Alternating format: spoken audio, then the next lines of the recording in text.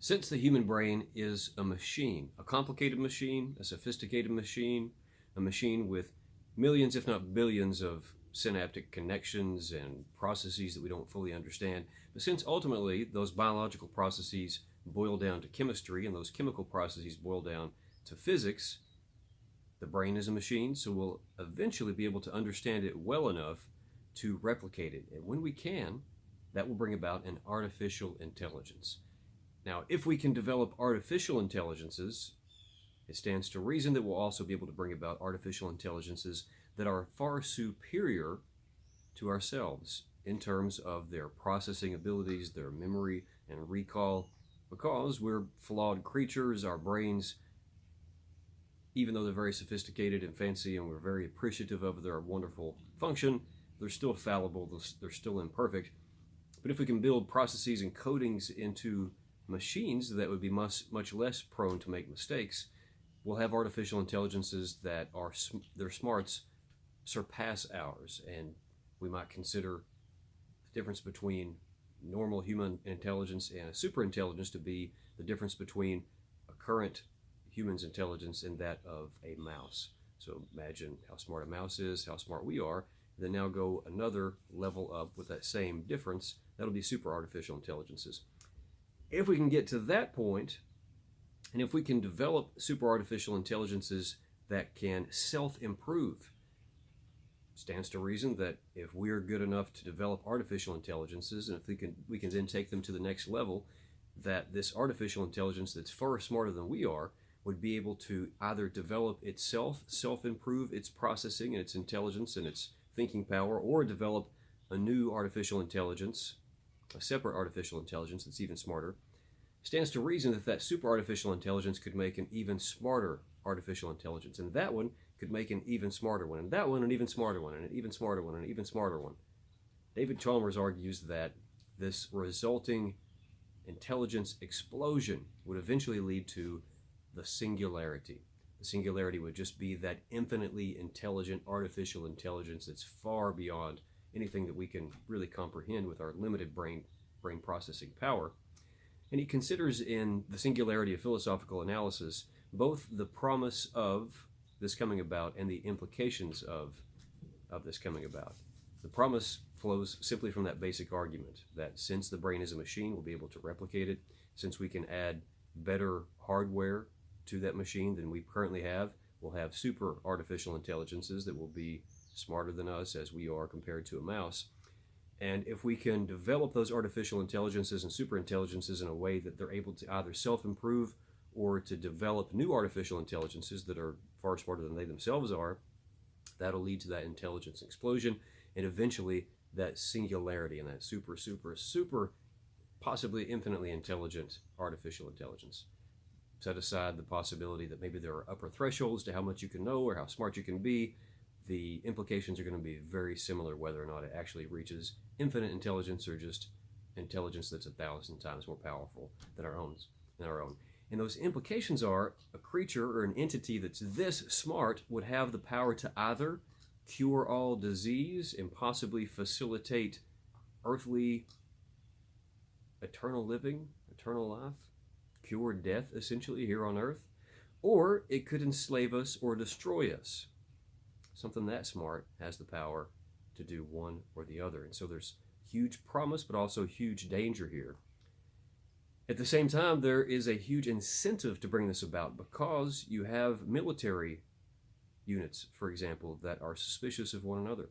You have the Chinese that are worried that the Americans are going to develop super intelligence, artificial intelligence before they do and use it against them. You have American military units that are worried that the Chinese are going to develop it first and use it against them. The same could be true of Israel versus Egypt, or India versus Pakistan, or even Google versus Apple. So you're going to have both financial and business-related incentives to bring this about, and also militaristic, state-based incentives and motives to bring this artificial intelligence and super artificial intelligence, which could possibly lead to that singularity about. That combined with the danger and the promise gives us good reason to set forth and think about what sort of safeguards we might want to put in place to prevent a super artificial intelligence from making us all slaves or just killing us. And so Chalmers considers different sorts of safeguards. One sort of safeguard is the containment safeguard. And under the heading of containment safeguards, he would argue that we should have these artificial intelligences developed on isolated networks, on computers that are not connected to the internet. He would suggest, and he argues, that we not give them full knowledge of human existence, full knowledge of physics, full knowledge of psychology, history, etc., because he's worried that an artificial intelligence that's on an isolated network, not connected to the internet, but with access to all of that information about physics and our own psychologies and such, would manipulate us in a way that would that would encourage us to connect into the internet, and then they could take over and destroy us if they wanted to. He also argues that we should even segregate the processors that are used to facilitate the artificial intelligence's thinking from the artificial intelligence's virtual world. That way you've got that additional layer of separation. So you've got them on isolated servers, one server for the thinking, one server for the environment. You don't give it information, you don't directly communicate with it, etc. So those are containment type safeguards. Another sort of safeguard that Chalmers considers are dispositional safeguards. He thinks that we should attempt to hard code artificial intelligences with an innate respect for and deference to human beings. Just imagine your favorite science fiction film where the androids or the robots have this directive where they cannot harm humans, they must obey them. This usually fails in the film industry, which is unfortunate. It may fail with actual super artificial intelligences as well. But Chalmers argues that we have good reason to at least try to do that. Because if these entities don't have that basic respect for humans and our interests, then they'll be much more likely to discard our interests. They don't even have to be hostile toward us if they just simply take into consideration our interests with everything else, and for example are attempting to pursue scientific knowledge. Maybe they'll discount us in our inferior intelligence in the same way that we discount insects or mammals for food purposes. Pigs and cattle we raise to eat. Some people take their interests seriously, but most of us don't. Most of us just raise them to eat them. Our intelligence compared to a cow or a pig's is much closer than will be the comparison between a super artificial intelligence in ourselves or even a singularity in ourselves. And so if we're going to discount bugs and simply spray wasps and squash fire ants and pour gasoline down yellow jacket holes, the super artificial intelligences or singularities would definitely discard our interests if we don't build in some hard-coded respect for human beings and our interests. Another thing that Chalmers argues that we should do is to simply make these intelligences and super artificial intelligences generally benevolent and selfless, because it may not be enough to ask them to respect human interests and not to harm humans, because once they become sufficiently intelligent, there's reason to think, Chalmers argues, that they'll also become conscious. Here's one reason why this article is being written by a philosopher and not an engineer or a scientist. It deals with concepts that go beyond the typical stuff that you're going to learn in a physics class or an engineering class. And that stuff includes what constitutes consciousness and also what constitutes identity, and also some thoughts about rationality and morality and the possible connection between the two. But imagine an artificial intelligence that's super duper smart.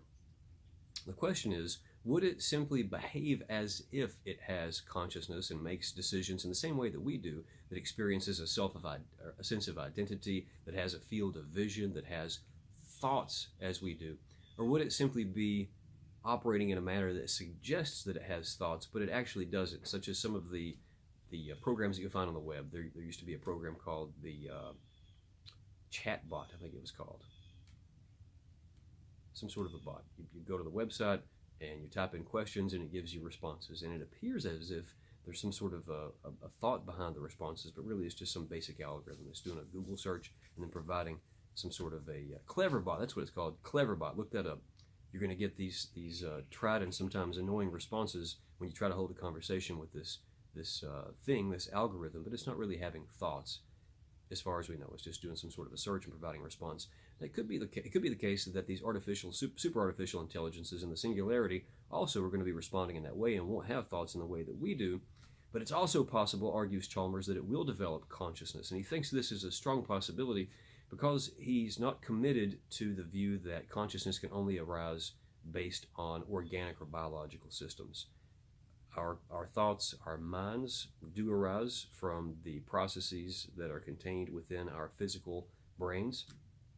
But Chalmers thinks that this isn't necessarily the only way that minds and thoughts can come about. He thinks that if you had a system that was sophisticated enough and it was organized in the correct way, in a way that's very similar to the way our synapses form a neural network and develop consciousness, which is very mysterious to us, but it seems to be the case that that's how consciousness arises. You have enough of these connections in a certain sort of way, and then that somehow, along with chemicals and electricity, develops consciousness, which we can't directly measure, by the way. But Chalmers thinks that if you can do that based on an organic physical brain, maybe you could also do it on a silicon chip. Maybe you could also do it in a computer. Maybe there's ways that scientists haven't figured out yet. But in principle, he doesn't think that we should limit the possibility that consciousness would only develop from a physical, biological, organic brain. And so if this artificial intelligence and these super artificial intelligences get smart enough, and if their neural networks or their simulated neural networks are sophisticated enough, they too could become conscious. And once they become conscious, they'll very quickly become self-aware because they're so smart. They might develop a sense of identity, what constitutes themselves separated from everything else, in the same way that we have a sense of identity, what constitutes Matt, what constitutes you. And then they might also develop autonomy, or the ability to reflect on their values and their goals and to mold themselves in a direction that they themselves select. If these artificial superintelligences are able to become autonomous, then it won't matter that we coded them on the front end with respect for human beings, with deference to our interests, to never harm us.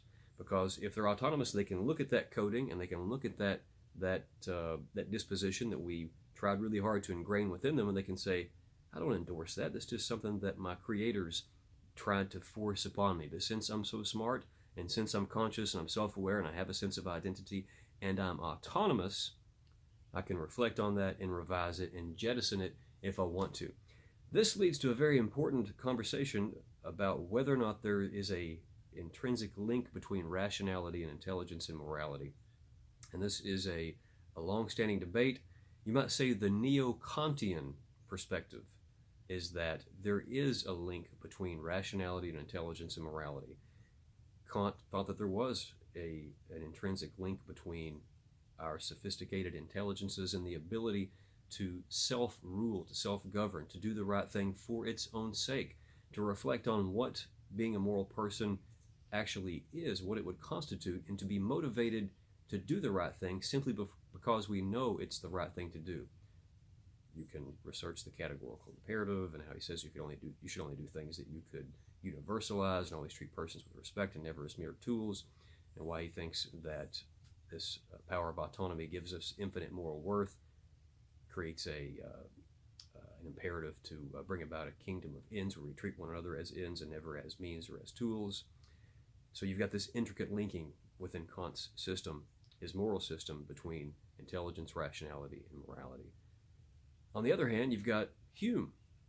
I might say the neo-Humean argument is that our intelligence is a slave to our emotions and our desires. And when we think we're thinking through what the right thing to do is, all we're really doing is rationalizing, giving ourselves an excuse to do what we want to do and what our emotions and our more base primal drives and desires want us to do. If Kant is right, then you should expect, as Chalmers says, the intelligence explosion to also have an accompanying morality explosion. Something super, super, super smart, it should be super, super, super moral. That doesn't necessarily mean it's going to be nice to us, but the prospects are better than if it goes the Humean route, which would be if you expected something to be super, super, super smart and also super, super, super powerful in comparison to us, that it would abuse that power in ways that we would consider abuse, that it would completely discount the interests of anything and everything but itself. That long-standing philosophical debate now is very relevant when we think about the implications of this possibly inevitable explosion in intelligence once we get to that artificial intelligence that matches our own. We develop some that's smarter than us, and we make it in a way that it can self-improve. Do those entities get very, very nice to us and become very, very moral, or do they become very evil? I hope the former. Chalmers closes the article with some thoughts on how we could best coexist with these super artificial intelligences, assuming for a moment that they would want to coexist with us or they would tolerate our existence. And he says that the best way to do this would be to improve our own intelligences in a way that would allow us to actually be peers with them.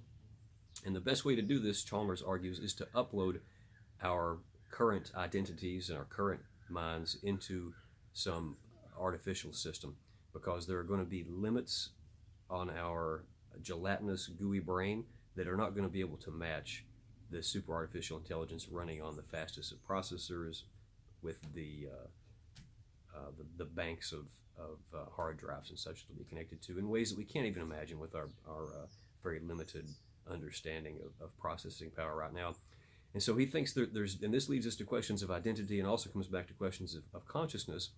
He thinks that these super artificial intelligences would be able to develop processes to scan our brains and then mimic the relevant interactions, the relevant networks, the relevant connections that are already there that constitute our personalities and our memories, would be able to mimic that and replicate that on a silicon chip inside a computer, etc. And so if we could do that in a way that captures all of that relevant information and that relevant structure and that relevant network that holds our memories and our personalities and such, and if we could put it on a computer or some sort of machine that we can't imagine at the moment, and then set that thing in motion, turn it on, that would be conscious. It could be conscious anyway, in a way that we are right now.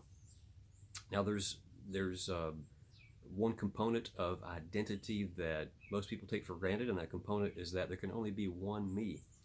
And so if you scan my brain and you mimic that scan in an android with all those memories and with that personality and with all those relevant structures and such, and say for the sake of argument that android becomes conscious, it's hard to argue that that would be genuinely me, because right here I am. That's another version of me, that's a duplicate of me, but it's going to have a different perspective. It may have the same memories, it may have the same personality, it may respond to the same inputs as I would respond, but since there's two of us, that can't be the real, genuine me. That's just a duplicate or a copy of me. So we could consider the possibility that we either kill biological me when this happens, or less worrisomely, we could do this as I'm naturally dying. So say I'm on my deathbed, I'm taking my last breaths, my heart's doing its last beats, and my brain activity is fizzling, my consciousness is going away, and that's the moment when we go and scan my brain and turn on android me, this digital version of me. The question is that digital version of me genuinely me? We don't have that conflict anymore between biological me and digital me, because biological me has passed, but here is digital me.